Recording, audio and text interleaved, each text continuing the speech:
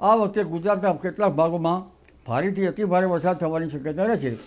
કેટલાક ભાગમાં 4 ઇંચ વરસાદ, ક્યારેક તેનાથી પણ વધુ વરસાદ થઈ શકવાની શક્યતા રહેશે. આથી નદીઓમાં પૂર આવવાની પણ શક્યતા રહેશે. લગભગ પૂર્વ ગુજરાતના ભાગો, પંચમહાલના ભાગો, આ ઉપરાંત મધ્ય ગુજરાતના પૂર્વીય ભાગો અને સાબરકાંઠાના ભાગો, આ ભાગોમાં ભારેથી અતિ ભારે વરસાદ થવાની શક્યતા રહેશે. આ ઉપરાંત કચ્છના ભાગોમાં વરસાદ થવાની શક્યતા રહેશે. ઉત્તર સૌરાષ્ટ્રના રાજકોટ વગેરે ભાગોમાં વરસાદ થવાની શક્યતા રહેશે. અને મહેસાણાના ભાગો તેમજ પાટણના ભાગોમાં પણ વરસાદ થવાની શક્યતા રહેશે. મહેસાણાના કેટલાક ભાગમાં ભારે વરસાદ થવાની શક્યતા રહેશે. જોકે હજુ મહેસાણાના કેટલાક ભાગમાં વરસાદ અપૂરતો છે, ઓછો છે. અને ત્યારબાદ બનાસકાંઠાના ભાગોમાં પણ ભારેથી અતિ ભારે વરસાદ થવાની શક્યતા રહેશે. અરવલ્લીના ભાગોમાં ભારેથી અતિ ભારે વરસાદ થવાની શક્યતા રહેશે.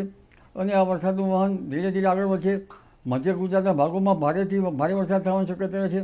અમદાવાદ, ગાંધીનગરમાં પણ ધોધમાર વરસાદ થવાની શક્યતા તારીખ 28 આસપાસ છે.